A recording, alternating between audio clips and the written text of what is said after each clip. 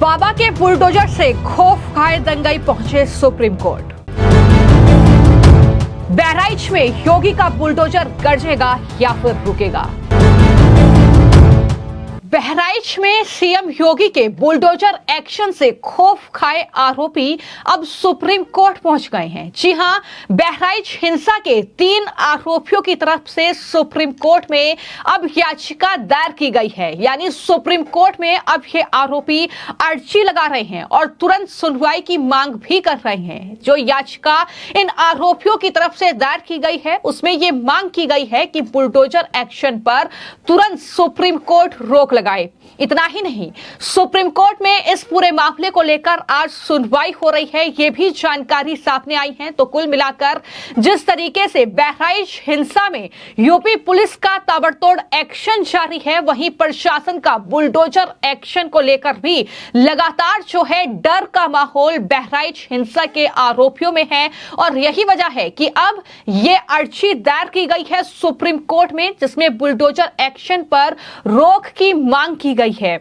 मांग यह की गई है कि सुप्रीम कोर्ट के आदेश को दरकिनार किया गया है यूपी सरकार के जरिए और इस तरीके से सजा देने की भावना से यह कार्रवाई की जा रही है। तो ऐसे में सुप्रीम कोर्ट इस पूरे एक्शन पर रोक लगाए। उन्होंने कहा कि सिर्फ दिखावे के लिए कार्रवाई से पहले नोटिस जारी कर दिया गया है। लोगों को अपने पक्ष में बात रखने का ठीक से मौका नहीं दिया गया है। ये जो कहीं ना कहीं अपना दर्द है वो इन आरोपियों के जरिए बयां किया गया है। लेकिन सवाल यही है, क्या हिंसा करने से पहले इन आरोपियों ने सोचा? क्या जिस तरीके से इस दुर्गा मूर्ति विसर्जन के दौरान जो राम गोपाल मिश्रा की हत्या की गई, उस हत्या को करने से पहले इन आरोपियों ने सोचा कि इसका अंजाम क्या होगा? वो भी तब जब सीएम योगी ने दंगाइयों को, माफियाओं को यह साफ और स्पष्ट चेतावनी दी है कि दंगाई जो है यूपी में वो मिट्टी में मिला दिया जाएगा। जिस तरीके से ये पूरी हिंसा हुई उसके बाद पुलिस ने ताबड़तोड़ कार्रवाई करके बुलडोजर पे हर एक व्यक्ति के हाथ नहीं फिट हो सकते। इसके लिए दिल और दिमाग दोनों चाहिए। बुलडोजर जैसी क्षमता और दृढ़ प्रतिज्ञा जिसमें हो वही बुलडोजर चला सकता है। दंगाइयों के सामने नाक रगड़ने वाले लोग बुलडोजर के सामने वैसे ही पस्त हो जाएंगे। कहीं ना कहीं गिरफ्तारी है वो इस मामले में कर ली है, लेकिन अब सीएम योगी का बुलडोजर एक्शन भी जल्द ही देखने को बहराइच में मिल सकता है। यही वजह है कि इस तरीके का खौफ जो है वो अब आरोपियों में बना हुआ है। मैं आपको जानकारी दे दूं कि प्रशासन ने 23 घरों को अतिक्रमण बताकर, यानी ये अवैध तरीके से अतिक्रमण किया गया है, यह बताकर नोटिस उस पर चिपका दिया। नोटिस में लोगों को अवैध निर्माण हटाने के लिए 3 दिन का वक्त भी दिया गया है।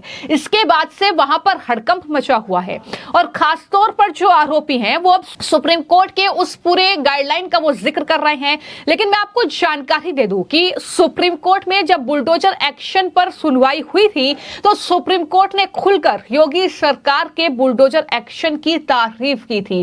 उन्होंने साफ तौर पर कहा था कि योगी सरकार का जो बुलडोजर एक्शन है वो सराहनीय है।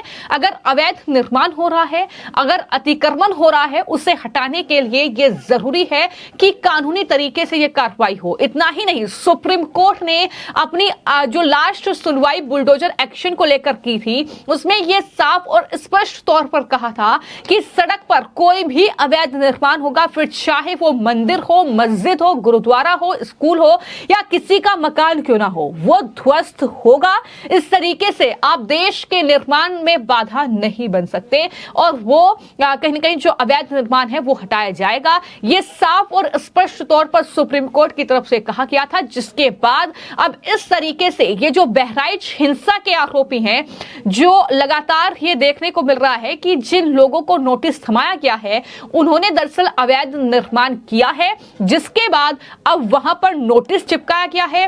3 दिन का उन्हें वक्त दिया गया है कि आप अपना सामान हटा लीजिए, उसके बाद यहां पर बुलडोजर की कार्रवाई होगी। लेकिन खौफ इतना ज्यादा है कि अब ये आरोपी सुप्रीम कोर्ट में अर्जी दायर कर रहे हैं, वहां पर ये मांग कर रहे हैं कि तुरंत इस पर रोक लगाई जाए और इस तरीके से योगी सरकार मनमाने ढंग से ये कार्रवाई कर रही है।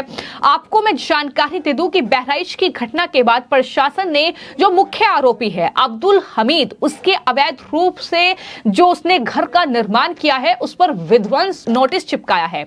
अगली कार्रवाई बहुत जल्द होगी, यह भी कहा गया है। हिंसा के आरोपी अब्दुल हमीद की बेटी स्वालिया और 2 आरोपियों मोहम्मद अकरम और मोहम्मद निजाम की याचिका ये है, जहां पर यह कहा गया कि ये सभी मकान 10 से 70 साल पुराने हैं। सुप्रीम कोर्ट में देश भर में बुलडोजर एक्शन पर अंतरिम रोक लगाई है, ये दलील भी इस याचिका में दी गई है। और ये कहा गया है कि सुप्रीम कोर्ट ने कहा था कि सड़क को बाधित करते हुए अवैध निर्माण को कोई रियायत नहीं मिलेगी, लेकिन ये मकान गांव की सड़क के बीच के हिस्से से 7 फीट की दूरी पर है।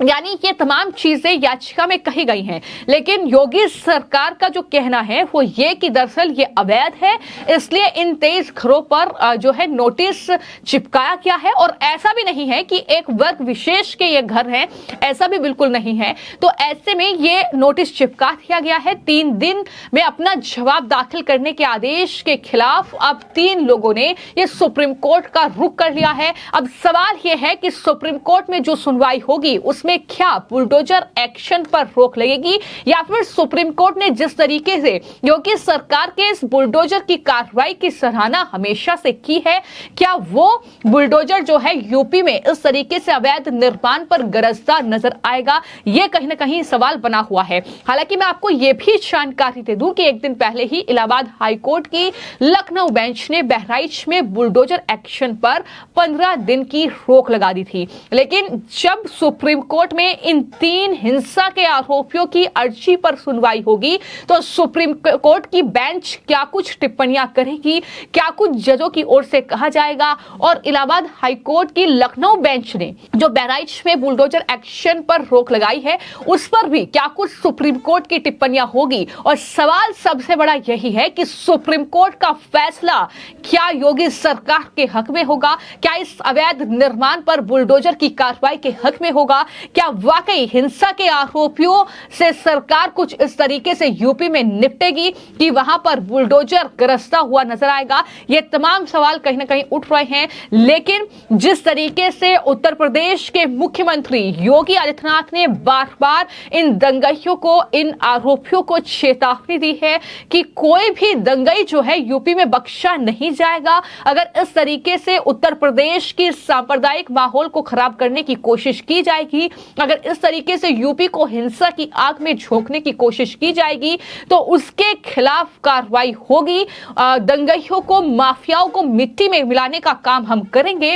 और उसी कड़ी में ये ताबड़तोड़ एक्शन जो है, जो बहराइच के महाराजगंज में हिंसा हुई थी दुर्गा पूजा यात्रा के दौरान, जिस तरीके से रामगोपाल मिश्रा की गोलियों से उसे छलनी कर दिया गया था। हालांकि गिरफ्तारियों का दौर लगातार जारी है।